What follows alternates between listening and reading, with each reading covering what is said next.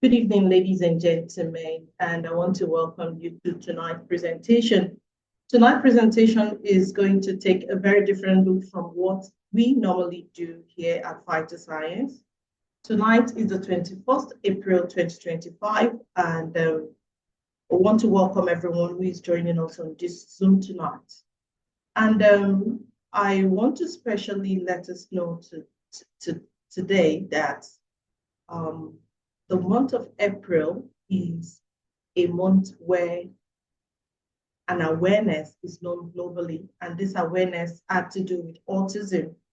A lot of us may be hearing about autism for the first time, or hearing about autism for the repeated time. But I want to let us know that no matter when or how many times you have heard about autism, whatever it is you're going to be learning tonight is going to refresh a lot of things, and it's going to also set up new information for you if you are going to be listening to this for the first time. But I want to let you know that it will be paramount for you to get a book and a pen, because you will need to jot down a lot. And to do justice to this for us this evening, and permit me to streamline using the word evening now, because I know we have a lot of people from different parts of the world here present, but I am currently in Lagos, Nigeria, and this is 8:07 p.m. I want to welcome a woman I have known for so many years. Even though I look at her very quietly, silently from afar, I've always admired her. This woman came and broke open a lot of things that a lot of people do not know. She made something glaring, not just into the country Nigeria, but she added her voice to that of the world at large. Her resume is huge, because if I begin to read out the profile of this woman, I'm sure a lot of us will open our mouths, because it's just so wonderful, so awesome. Ladies and gentlemen, I met Mrs. DOTUN AKANDE so many years ago. I have never known a more simple person. Mrs. DOTUN AKANDE is the proprietress, or I will say she opened the very first school for children living with autism in Nigeria. Mrs. AKANDE had done a lot of notable things, one of which is going in conjunction with the Guarantee Trust Bank on a yearly basis for the Autism Conference. If you have heard about Guarantee Trust Bank putting together Autism Conference, I want to welcome you to that woman who is part of that conference. Mrs. AKANDE, please, ma'am, I want to enjoin you to please be welcome to Fight the Science platform. Thank you so very much, ma'am. Thank you very, very much, Alex. It's great to be here. Thank you for having me. Thank you, ma'am. Mrs. AKANDE, our discussion tonight may be a question and answer kind of. It can also take the form of you just giving us, as beautifully as it is in your heart. I do not want to streamline anything. I want you to give it to us the way it is, or the way you feel you can best describe what we are talking about tonight. But the topic we have in front of us tonight is just autism spectrum disorder, the facts we need to know. What do people really need to know about autism? Because a lot of people may be hearing it for the first time, or some people may just see it as, is it really a case? Is there something like autism? Are you sure it is not village people?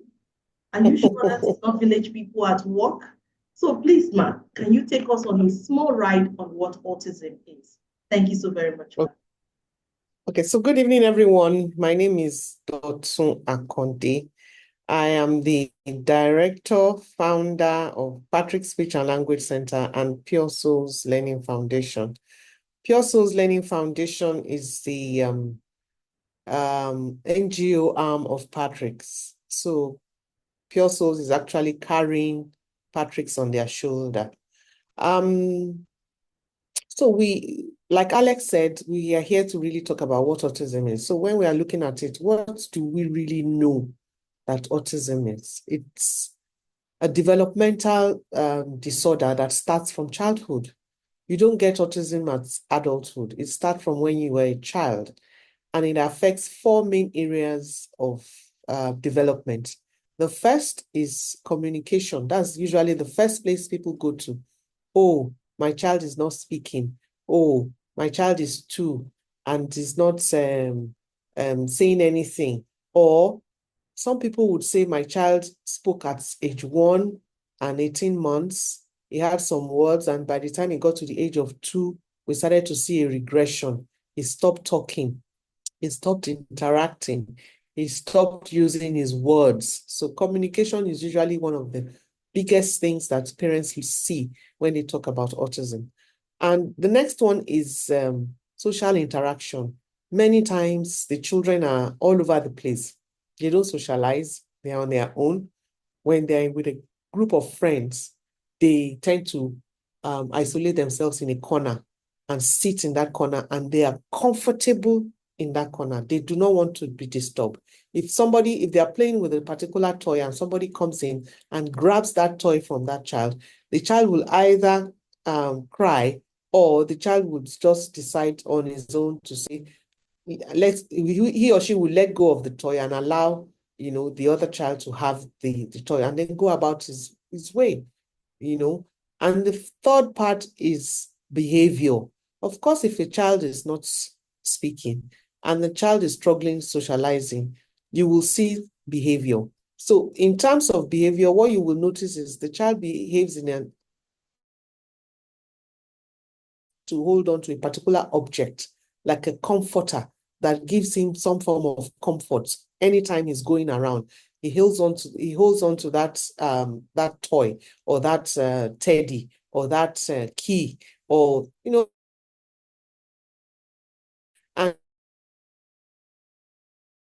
when his emotions are high, he does not know how to manage his emotions. He does not understand the importance of self-regulation. So he's either screaming, scratching, tantruming, or finding a way, to tell you that I'm uncomfortable where I am uncomfortable. So he uses behavior as a means of communication. So what you see is majorly behavior that is unacceptable in the society. So that's why many people are ashamed many times to take these children out. And the fourth and final one, which has just come to light, is sensory dysfunction. Sometimes the children are over or under sensitive to taste, touch, smell, movement, and then sometimes smell. So those are if you look at our 5 senses, those are areas where you find the children are very uncomfortable. Some of them, you find that they cover their ears to loud noise. When they hear the noise or a sudden sound, they startle, and then they cover their ears, to loud noises. Or even sometimes when the noise is even silent, they are oversensitive to it. Sometimes they're oversensitive to touch. When they touch them, some of them describe the touch as having needles all over their body. So sometimes they prefer gentle touch to sudden touch. And then some of them love to be touched. So they come to you, they touch you. Those are the ones that we say are undersensitive. They crave that touch. So any one of those 4 areas has to be evaluated or assessed before you can say that the person is on the autism spectrum.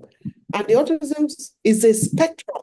It starts from the high functioning end to the low functioning end. So it's like an arc. There's someone on this end and another on this end. Those that are on the high functioning end are those that we see and we think, oh, this child is just badly behaved. Why? Because autism does not have a facial presentation. When you see a child with autism, you see a typical child, a neurotypical child, and you just assume that this child is badly behaved because he's not well brought up. But no, Those are the ones on the high functioning end. Many times they have language, many times they have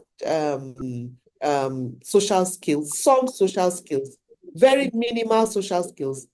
Many times they are able to self-regulate to a certain extent, and then they have a lot of sensory overloads. So those are the ones that you look out for, and the family looks out for and says, oh, there's nothing wrong with this child. This child is just spoiled. But that child is actually on the autism spectrum. But because it functions very well, it's seen as a child that has bad behavior. For those on the end, on the other end, are those that struggle with language, communication skills, behavior, sensory, sleep, diet. So you see, those are the ones that combine a lot of these things that together to get to where we say they are low function. They have, so we refer to them as children that have severe autism spectrum disorder. So you can be on the mild side and you can be on the severe side, and you can always switch. It can be a switch at any point in time. Those on the mild side can become severe if they are not properly attended to in therapy and addressing the needs of that child. And those that are on the low functioning end can become high functioning if they are properly attended to and all their needs are met, and they can live a full and functional life in our society. Now we move to why autism. What actually is the cause of autism? For many, for us, we know that autism, the cause of autism is still out there. We don't know, we cannot put our hand on our chest, beat our chest to say we know the cause of autism.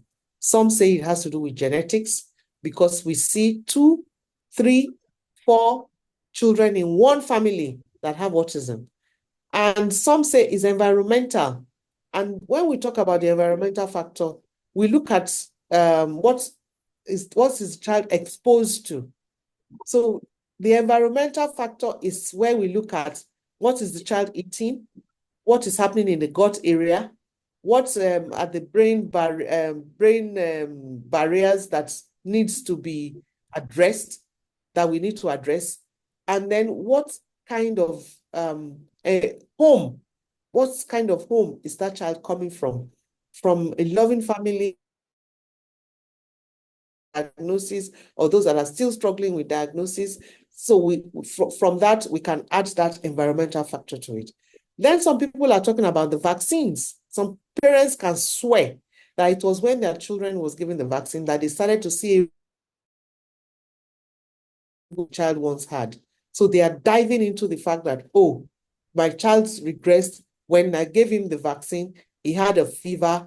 He had high fever. He had nausea, and all of a sudden, all the skills and all the things he could do before, he suddenly could not do them anymore. But we in the US, the CDC and the WHO are saying vaccine is not the cause, but some parents can swear by it. So we cannot totally erase it. We need to look deep at it. As much as we know that it is dangerous for us to say that a vaccine is one of the causes, we cannot sweep it under the carpet. I think it's something that we need to look at deeply. Now, to go into diagnosis, how do we even diagnose autism? Is there a blood test that we can do? No, there is no blood test. It is all done via assessment tools as well as behavioral observation. And the observation can take place for us at Patrick's. Our observation takes place for 5 days. The child has to come to us every day for 5 days before we can assess. We don't diagnose because we are centers. The diagnosis is meant to be done by the doctors, the speech and language therapists, the psychologists. In Nigeria, the psychiatrists are the ones that attend to autism. In other places all over the world is the psychology diagnosis. So once they are diagnosed and they come assessment, not be able to get classes. If we see the pattern forming towards a child on the autism spectrum, we would now start to manage that child's challenges while we advise them to still go ahead and seek for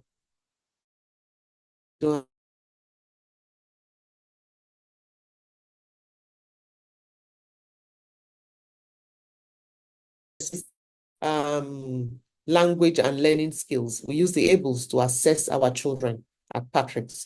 And for those that are older, we use, I think it's the ABAS 3 or so that we use to assess those. Both directly with psychologists. We have a psychologist on our team. We also have speech assistants that we use in our area of assessment of speech. And because there's a death in the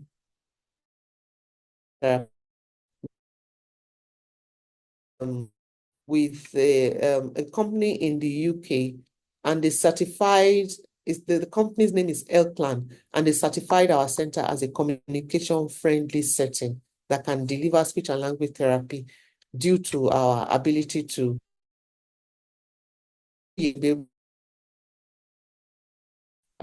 therapy. Our terrain. There's more to do, and that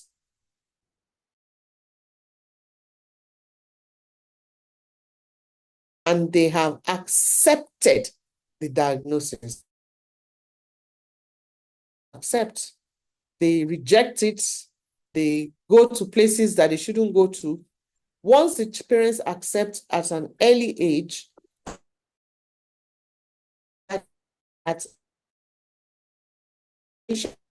we usually see a good and hand in hand with the parents, because the time that they spend at the center is quite limited, but the time they spend at home is usually longer. So what we do is we train the parents, we work with the parents. Once the child comes in, we have our meeting with, we draw up the child's individualized educational plan. Then we start to, we share that with the parents, then we start to work with the family. Another point that needs to be noted is that autism is a boy disorder.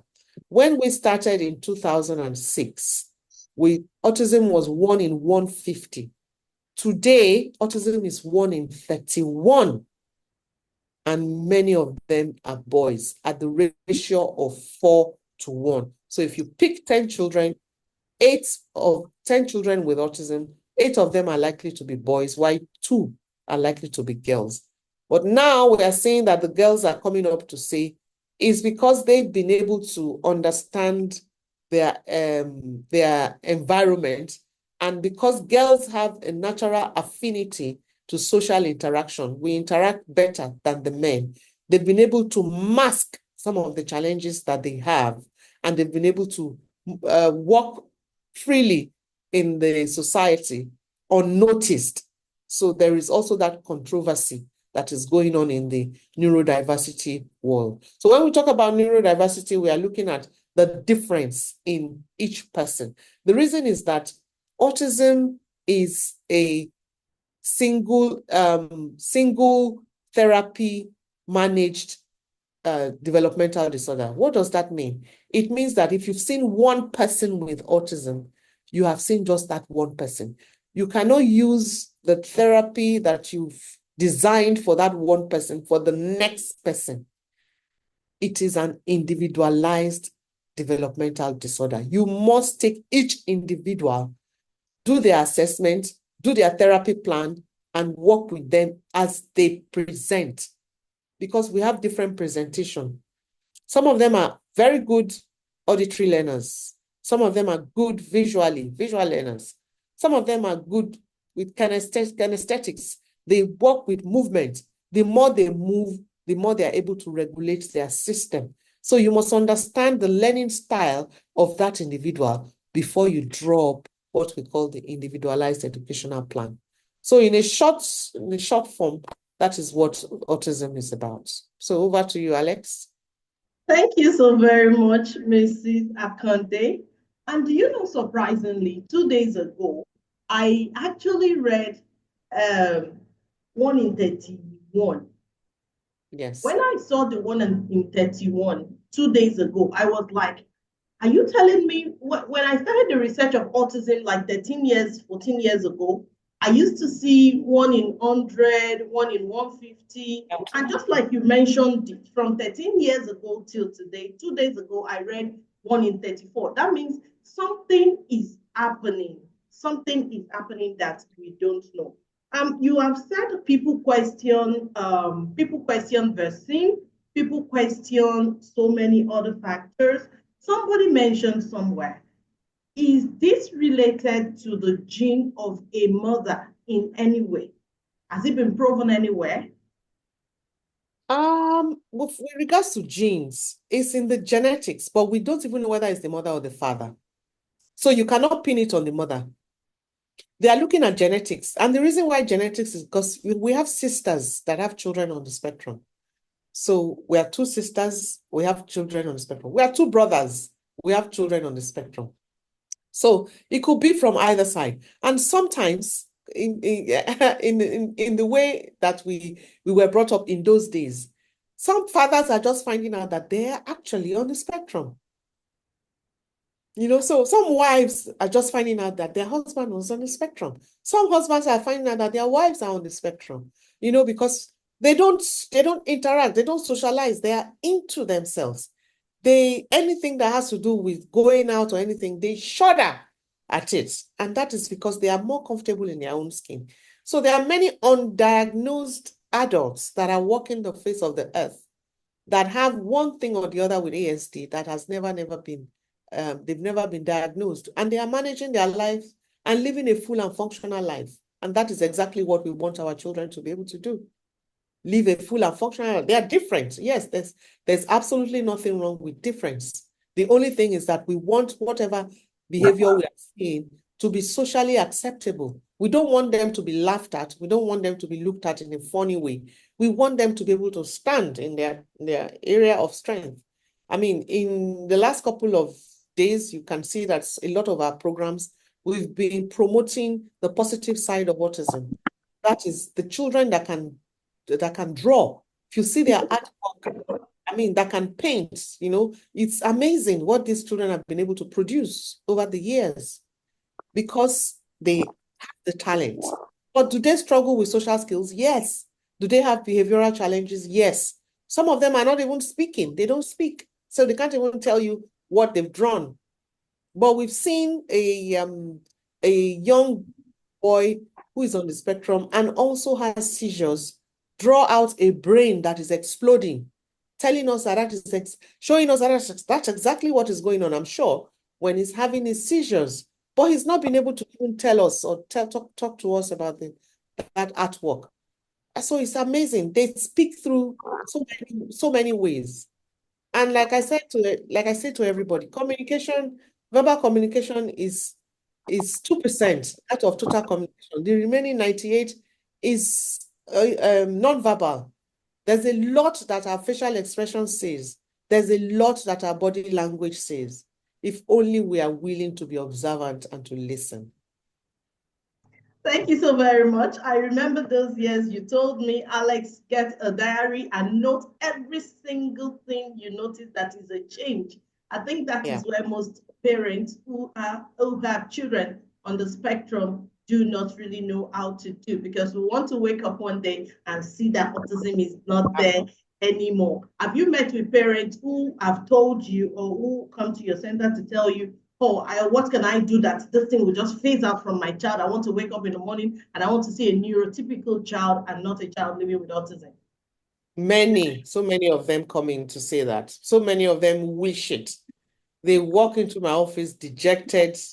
And then the challenge, or should I call it challenge, or the beauty in the work that we do is that when they come in with that dejection and that anxiety and that depression, and you tell them that they should go and take one day at a time. Every time that child is able to move ahead of that milestone, they come back with a new problem. So every time they come to me, I say, you have forgotten the first one, Abi.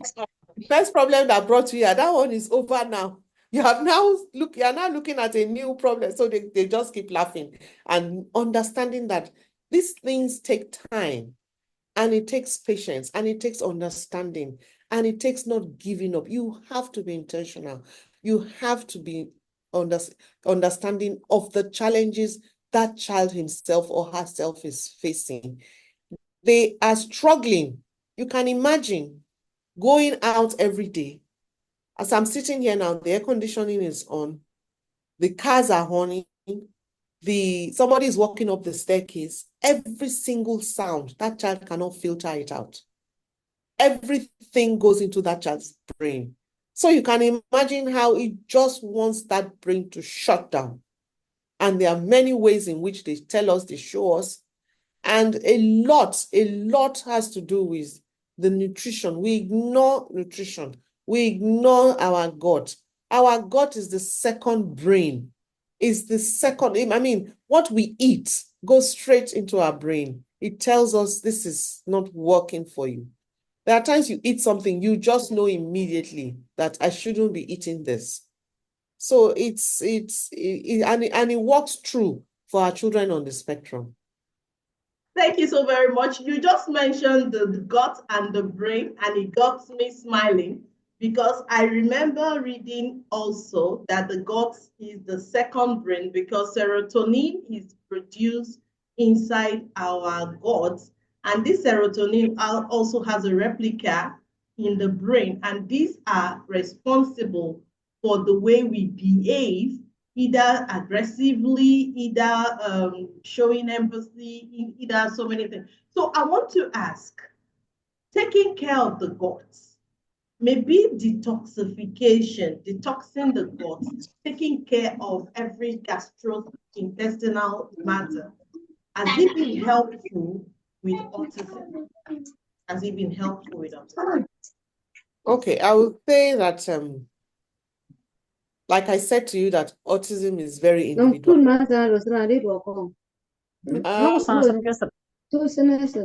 We have any of my co-hosts help me mute the person. And any of my co-hosts, please help me. So when we're looking at autism, we are looking at the individualization of autism. Some children, if you remove sugar from their diets today, tomorrow, you will see a totally new child. I'm telling you.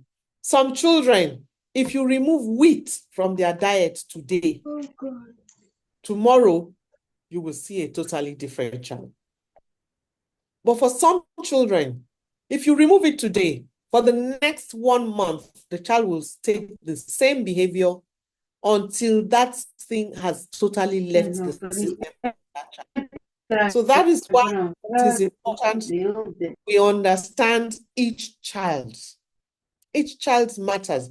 And that gut, the minute we begin to clean the gut, we usually see a difference in the children. If the parents are consistent and are able to do it effectively. Many parents say they can't do it. I can't do it, Mrs. Akonde. This is too hard. This is too difficult. He won't eat any other thing. This is the only thing he will eat. I say, try it. Sometimes I tell them that try it. If you don't give him that sugar for the next 3 days, if that's all he wants to eat, don't give him the sugar. Just wait. Don't give him that sugary food. Don't give him that bread. Don't give him that anything that has wheat in it. Try to avoid it. Anything, some of them, you remove milk from their diet, you see a totally new child. You see a child going to bed on time and sleeping and getting the right rest for the brain for him to wake up the next day to a new self. So for some children, it is like magic. For some others, it takes a longer period. And for some, it makes no difference. So you have to know what happens with each child. And that matters a lot. So the first thing we always tell them is to clean up the child's diet. let's see if that is one of the things that is causing a lot of the behavioral issues.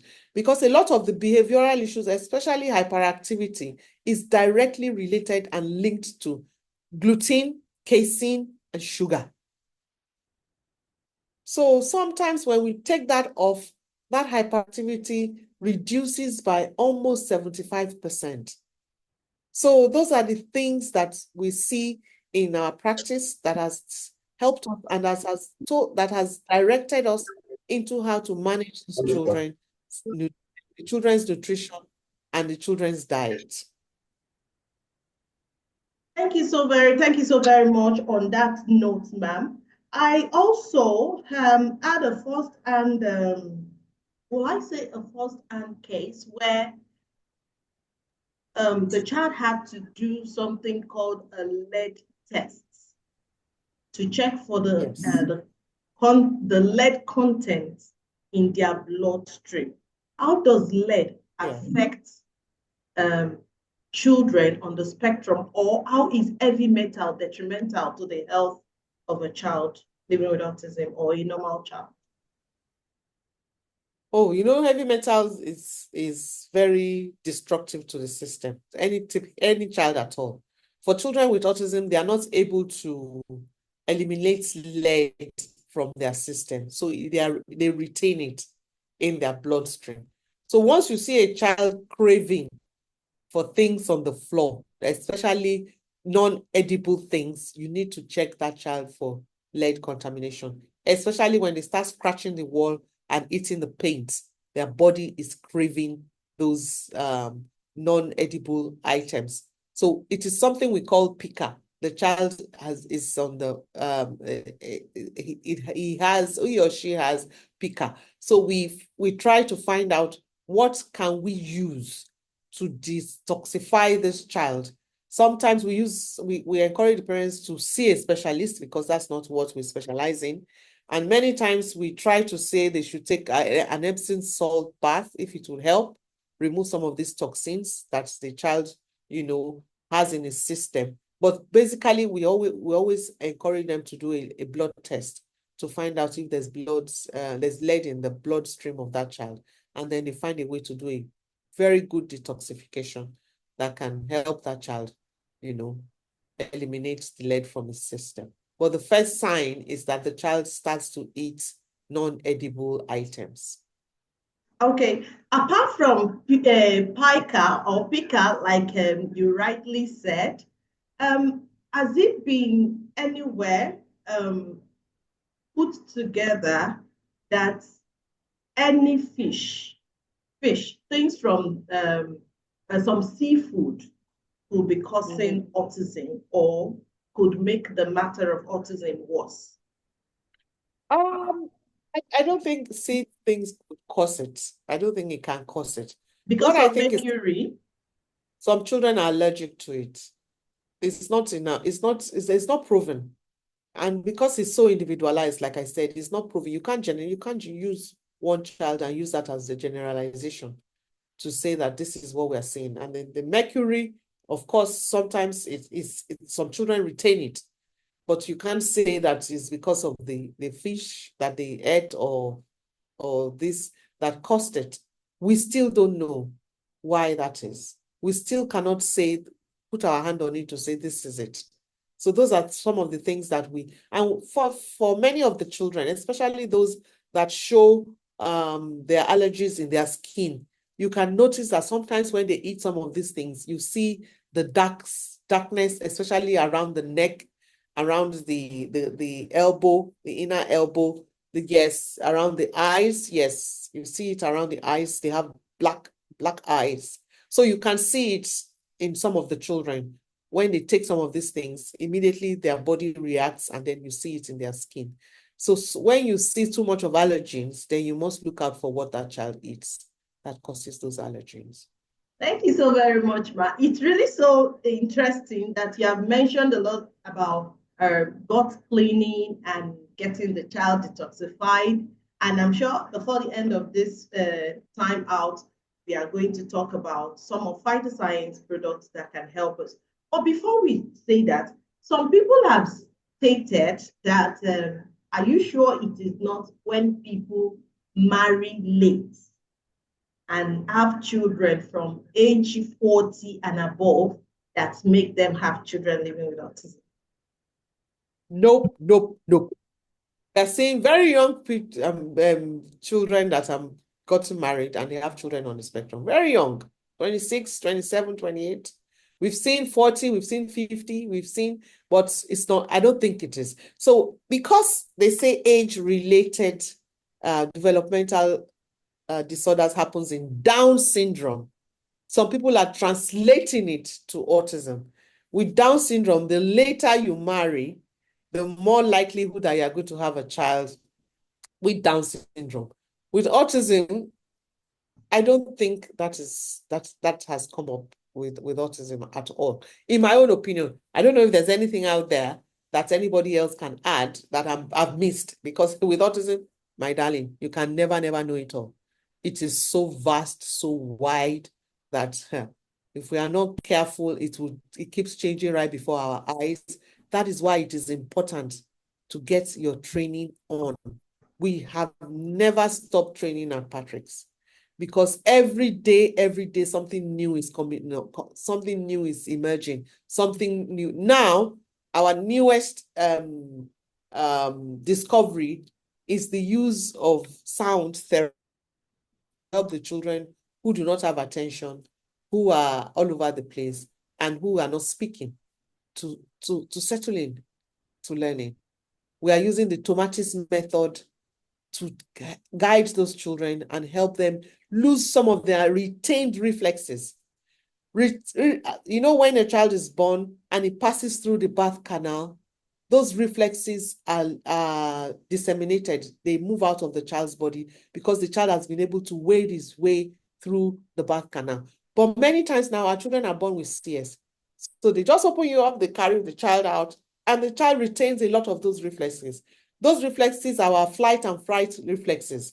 When you approach somebody and suddenly the child starts to, get scared easily, those are some of the retained reflexes. When you run your hand from the neck of the child to the bottom of that child with your finger, you see some of our children wriggling. So sometimes you find the children that cannot sit still in the classroom. They are constantly wriggling. Sometimes a lot of them have retained some of these reflexes. There are exercises that can help them lose these reflexes that we are talking about. It goes right from the neck to the basal ganglia at the bottom of the tail end of the spine.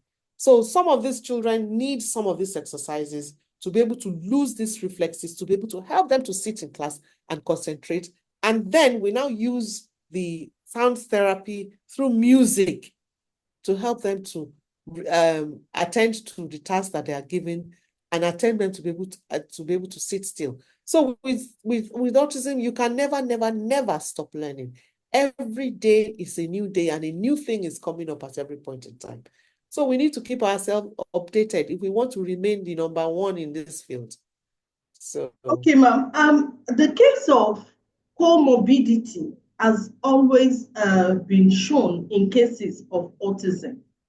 Is it always something that one should look out for, as in comorbidity in children living with autism?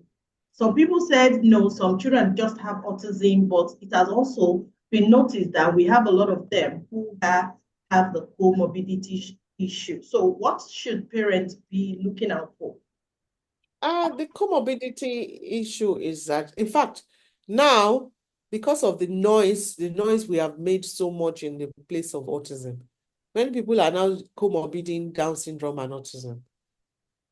The most common is ADHD and autism because of the hyperactivity. So you have ADHD comorbid with autism.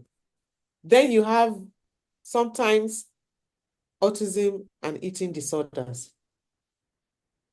Some of them regurgitates the foods that they eat at all times.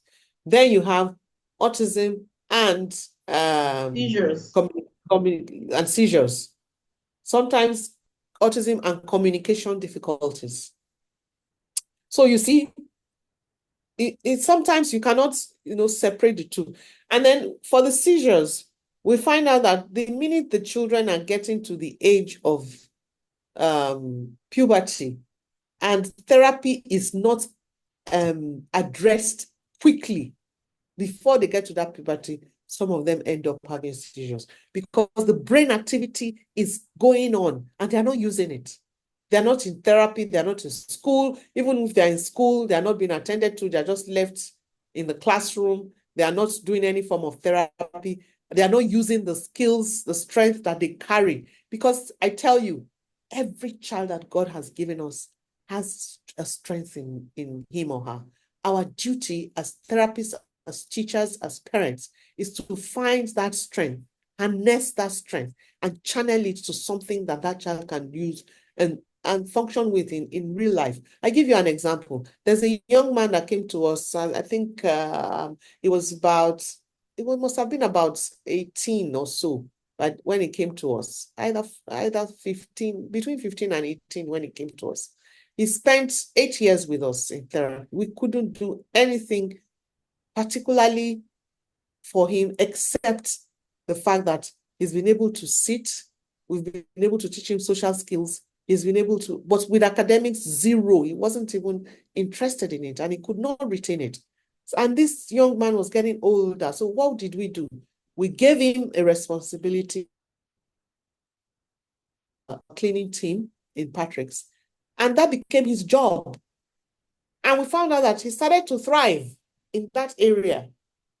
Because we couldn't do much with him, we asked the mom if he could come work with us. So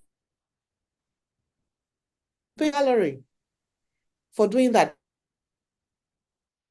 But the strength. It might not be in the way that we would love to see it, but we can channel that strength into something productive that that individual can use to live a full goal. Was able to be independent, to live outside of the siblings, and be able to live on their own. That is our goal. Thank you, Ma. Do you know this last part you just said is one thing I'm sure is at the back of the mind of every parent who have a child living with autism? They will ask, how long am I going to be saddled with this? Am I going to, what if I pass? Who is going to take care of my child? Will this child be ever one day be independent? Will I be able to rest easy wherever I have gone to know that this child can do something productive and earn an honest living? I'm sure parents have come to you with those concerns. Yeah. Yes, they always come to us with the concern. We always say you have to prepare. It's not something that anybody can prepare for you. The parents have to be able to. That is why we are very, very, very big on independent skills. And it has to start from when that young man is a child. Starts from childhood. You teach the child to be able to understand choices. What do you want? Do you want the red shorts or the white shorts? Let the child choose. Don't choose the clothes for the child. Don't feed the child at 6 years old. He should be able to feed himself. Don't bathe the child. If the child is struggling with bathing, use himself. And practice every day. You practice and practice. They get better with each practice. They live with something with each practice. Don't discount, those times that they are learning. Try to teach them at an early age and help them to be full and functional. With therapy, it varies. With some children, it's like pam, pam, pam, pam, pam. For others, it takes a longer period. And we always say, does it go away? It never goes fully away. It is their way of life. They will always be different, but they will be functional. Functional to the point that nobody would even be able to tell that they were ever on the spectrum at a very young age. Nobody will be able to tell that that child did not speak at 5 until he was 5 years old. Nobody will be able to tell because they have lived their life in practice of how they should be. They have graduated, they have done well in their places of strength, and they You can just see the child may be quiet. Some of them are not even quiet. They are talkative. They're all over the place. I met a lady the other day when she was telling me, Auntie, I'm on the spectrum. Oh. I didn't talk till I was 5. And you see, I love teaching children. She loves and enjoys teaching children. Beat that. That is somebody living a full and functional life without depending on anybody. Some children will not be able to speak, but they will be able to do things for themselves. We have to acknowledge that strength that they carry and look at how we can harness some of those strengths and add it to their functional life. They don't have to speak. If they can write, if they can tell, even if they can type, or say, or use their facial expression, or use sign language, or use body language, we must find what works for each individual and try to make it very comfortable for them to be able to use. We must not look at it and say, oh, this child is not going to amount to any. No, we find ways in which we can give them that support. We find people around them that are willing to support them in that direction or in that regard. And we make sure that we combine the two of them. We pair them. It could be their peer, it could be family member, it could be sibling, it could be whoever is comfortable with that individual. We start to pair at an early age until they get to the place of adulthood. Thank you so very much, Mrs. AKANDE. I want to tell you that it has been a very beautiful time with you today. I really don't know. I wish we had more than just 1 hour. Please, everybody in the house, I want to join you. If your hands are not too busy, help me to fill the screen with emoji for Mrs.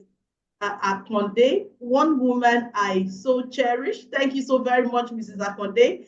I know we cannot finish the talk about autism. It is one thing that Alex, I am so emotional about, and it is not news. I have a child on the spectrum. My son will be 16 years this year, and sincerely, autism is one thing that has taught you to love, no matter how hard-hearted you are. Autism is one thing that has come to sow an unconditional love in your heart. And being a parent of a child living with autism, you are not seeing only your child that has that is on the spectrum. Every child you come to encounter in life, you as a parent can easily tell, oh, this child is on the spectrum. And it is so interesting that many parents now listen when you tell them, why don't you say something about this child? I think the child is on the spectrum. Now, we have spoken about, can my co-host please help me?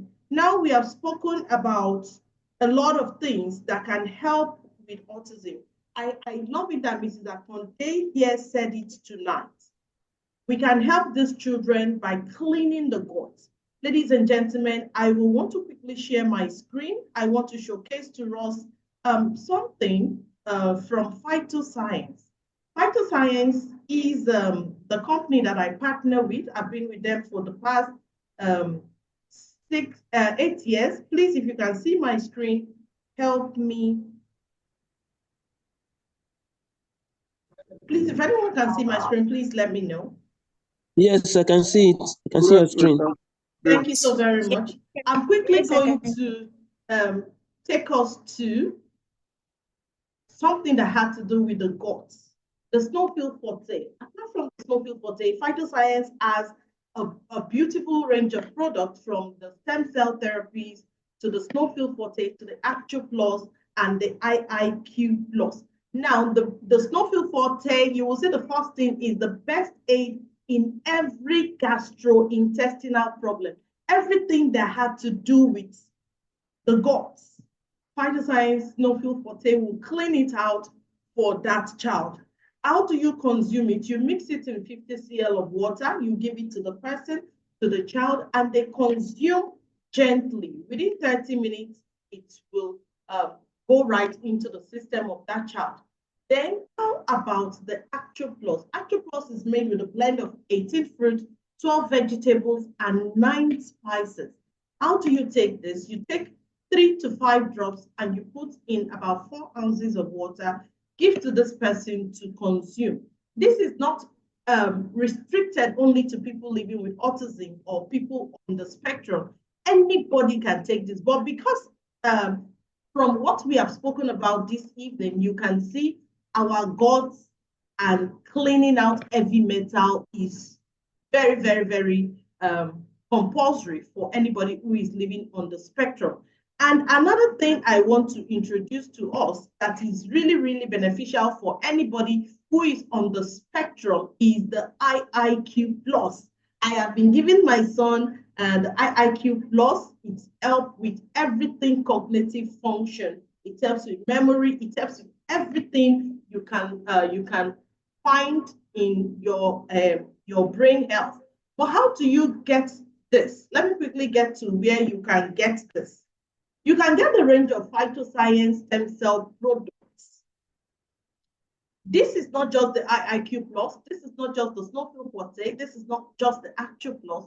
The whole range of phytoscience stem cell products will help any child living with autism, no matter what the case of comorbidity is. Just like Mrs. Akonde said, you don't wake up the next morning thinking everything will go away. But what are we looking for? We are looking for a functional child. We are looking for a child that you will be able to live in the care of anybody, and you know your child can represent you. You are able to vouch that, okay, my child does not headbang. There are some children who are living on the spectrum. They are aggressive.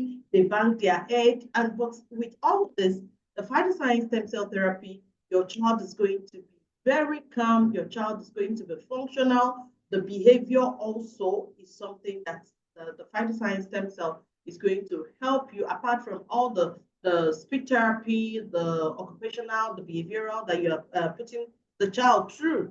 When you start this child on the phytoscience stem cell therapy, it's going to help achieve a lot of milestones.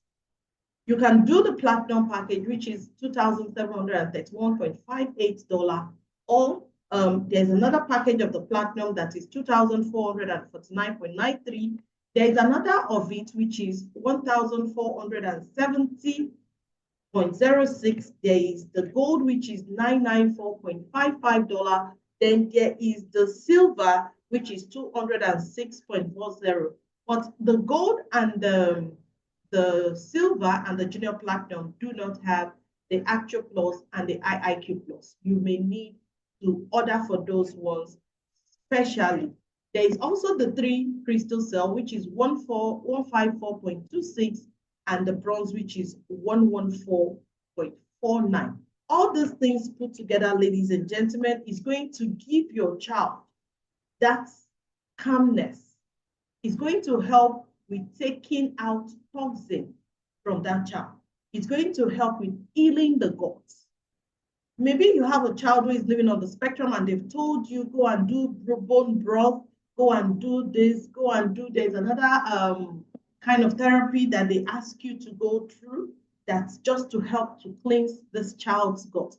Because once the gut is healed, once the gut is clean, the brain is going to be getting highly functional. So I want to thank Mrs. Akonde again for giving us this time. Sincerely, I don't know, Alex is just like super excited because Mrs. Akonde could grace our event tonight.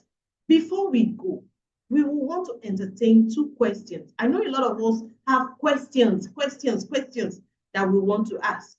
If you are here tonight and you want to ask a question concerning autism, concerning the therapy, concerning how you can lay your hands on this therapy, please, can you help us to raise your hand? My co-host will find you and we will unmute you. Please, if you have a question, kindly help us put your hands up. Anyone, please. I'm driving, so I can't raise my hand up, please, if you don't mind. Who is that, please? Your name? My name is Tony, and I'm calling from Ireland. Okay, good evening, Tony. Is your video on? Is your video on, ma'am? Okay, let me put my video on. Okay, are you Ultra Christ? Yeah, that's me. Okay, ma'am. Good evening, everyone. Good evening. I sent on the chat spectrum to kind of treat more than 10 minutes. especially in school settings. Because I have a son, a 10-year-old, and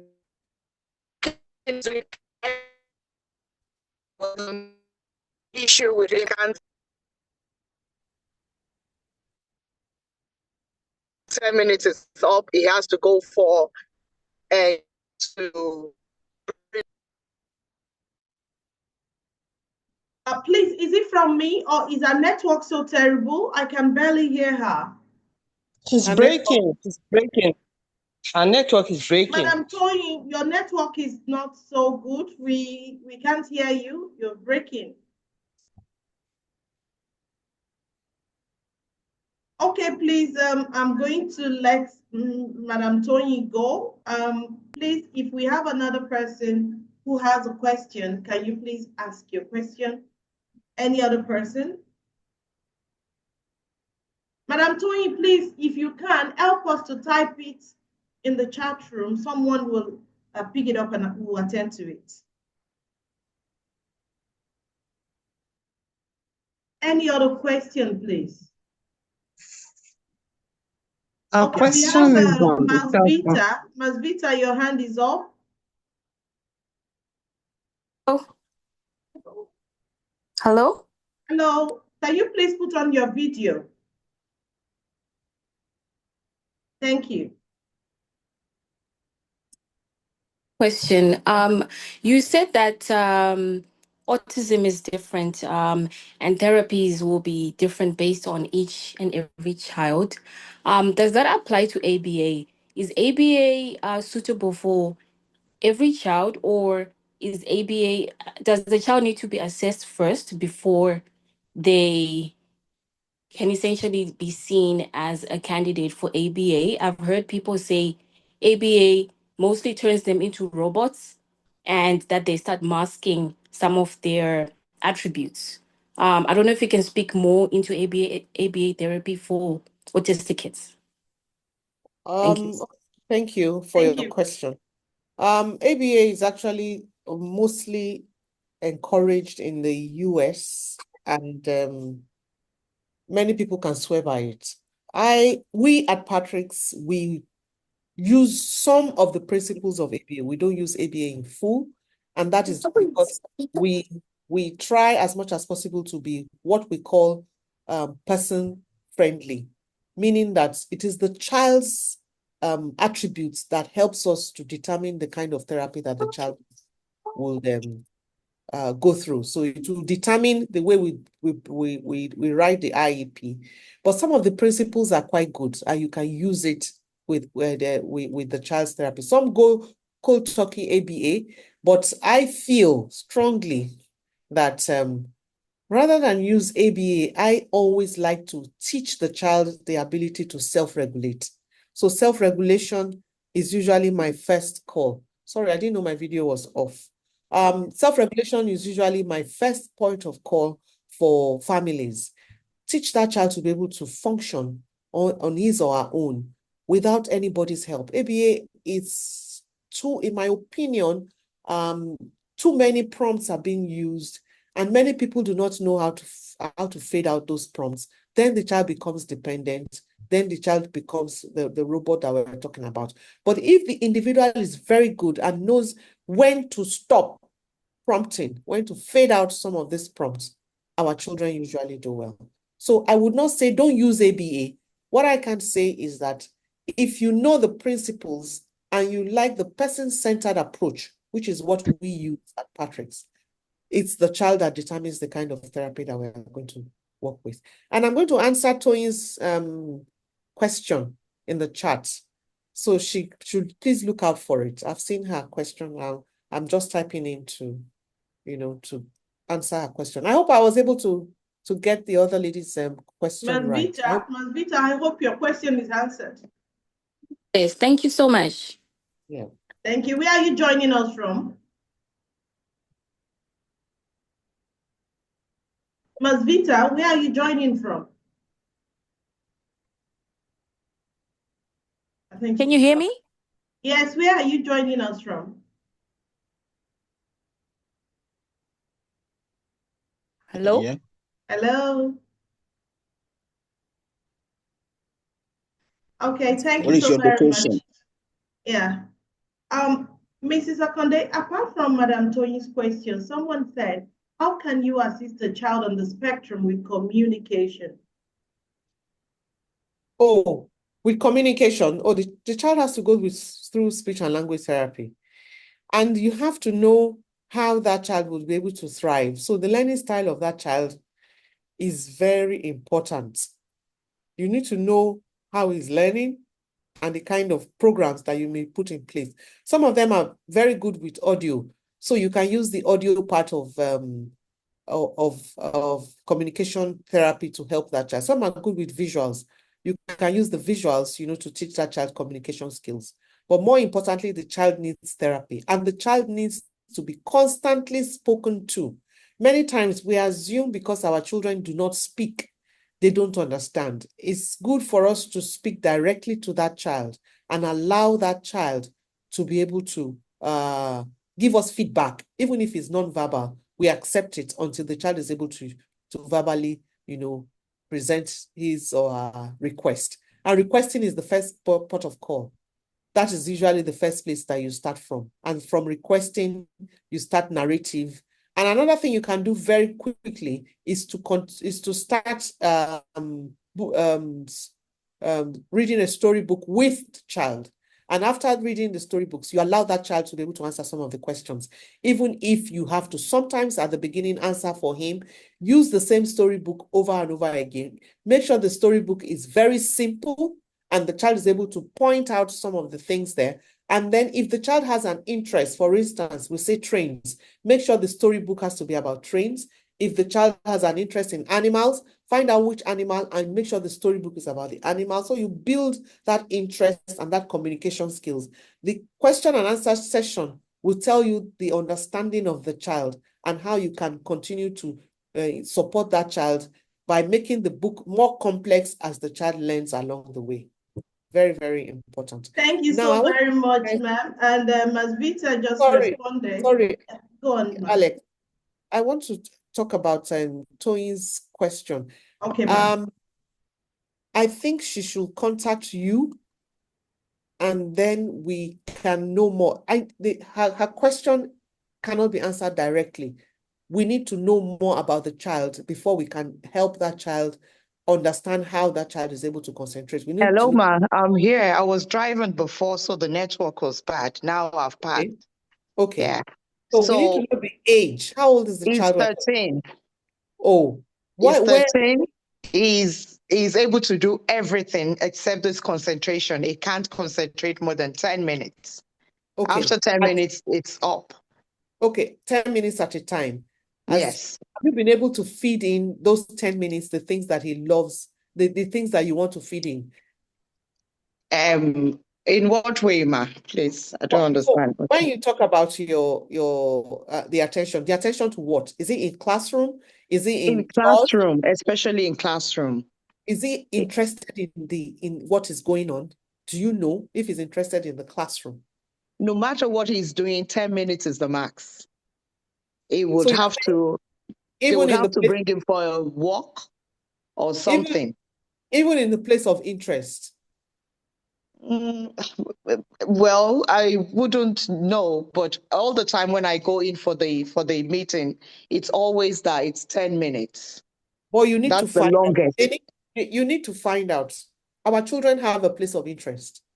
So we need to, is it? Yeah, well, I know he would, when it comes to music and things like that, he would stay longer. All right. So yeah, now he loves music, he loves things like that. All right. Yeah. So why are we squeezing him in places of non-interest?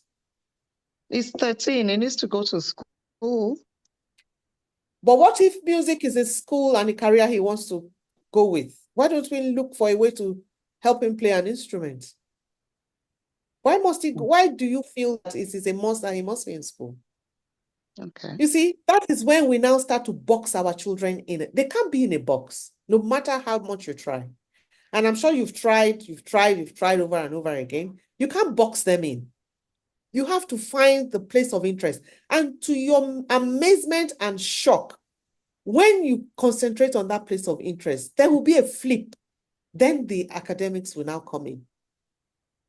But if we are boxing them in places of non-interest, the tendency for them to rebel for that 10 minutes, after 10 minutes, I know that if I do this 10 minutes, they're going to take me away from this. It's going to continue to do that. Okay. I've never thought about it like that. Okay. Okay. So that's where you want to look at. Okay.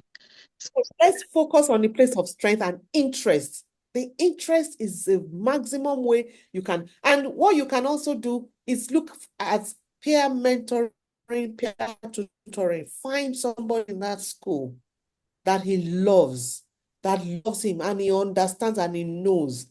Pair him with that individual. And then see, you can come back to us and then tell us what you're finding. You were talking about, the STEM, the STEM therapy. Yes, How would it help? How can it help on That's this? Okay, in this area? Okay, well, Yeah. thank you so very much. Just like we have been talking about stem cells, many people who have children on the spectrum have even gone abroad for the live cell, the surgically implanted one.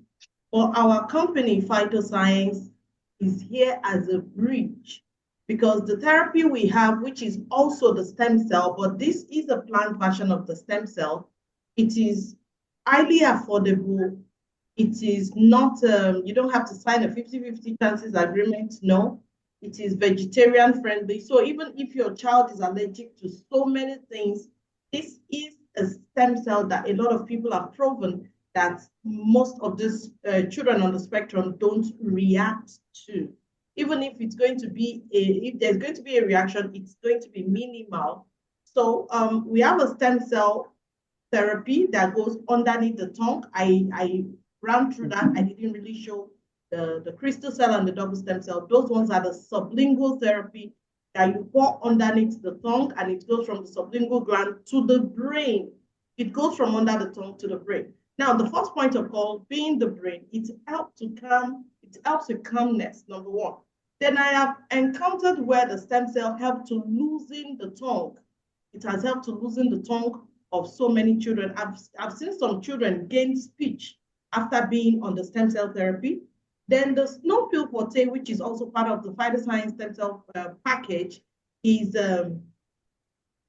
okay, ma'am. Okay, ma'am. I'm sorry, Mrs. Akonde will want to take her leave now, ladies and gentlemen. Every question should please come in, or I will send you out to get to her directly, or you can get to me. My name is Alex Ibori. You can find me anywhere, and I will send your message to Mrs. Akonde. Thank you so very much, Mrs. Akonde, for your time. We are really not taking it for granted. God bless you, ma, and may God answer all your heart desires. Thank you so very much. Yes, have a lovely evening. Thank you. Thank you all for listening. God bless you. Bye. Thank you so much, ma. Thank you. God bless you, ma. So on the snowfield forte is the snow mountain algae, and it is mixed in water, and you can give it to the child. It goes, that one is sipped, and when it is sipped, it goes to start the work in the guts. You remember Mrs. Akonde spoke highly about healing the guts, and the snowfield forte also take away heavy metals from the bloodstream. Because I remember I had to go through the lead test for my son too. So if you have a child on the spectrum, and we know that heavy metal is one of the things that is detrimental to their health, the snowfield forte, by drinking the snowfield forte, it's going to help a lot. Then the IIQ Plus is also going to help calm the nerves and calm the brain. You will get attention for people who have been looking for how to get attention for their children. The IIQ Plus is going to help with them. So please, if you have been invited to this meeting by anyone, kindly get back to that person. If you have been invited to this meeting is slated to end at 9 p.m., but we extended because we started some minutes past 8. If you have been invited to this meeting by anyone, please get back to the person who invited you. At the end of this meeting, get back to the person who has invited you on how you can get the Phytoscience stem cell therapy. If you also want to meet Mrs. Akonde, that will also be arranged. Just get in touch with the person and I'm sure they will reach me. Thank you so very much, everyone. This is as much as we can take for tonight. And I want to tell you, this is the beginning of you enjoying those beautiful children that God has given you. In a very short time, you will thank God for coming to this presentation tonight. I want to say a very big thank you to everyone. We cannot thank you enough, and we ask that you have a wonderfully blessed night rest. Thank you, everyone, and bye-bye for now. Thank you very much. Thank you, Alex. Thank you. From the UK. That was well explained by Mrs. Akonde. Thank you, everyone. Alex, for all your efforts. Thank you so much. Thank you, everyone. Thank you so much. Thank you so much. God bless you all. You have a great night rest. Wonderful too. Thank you, Alex. Thank you, Mrs. Alex. Good night and sleep Thank well. you very much.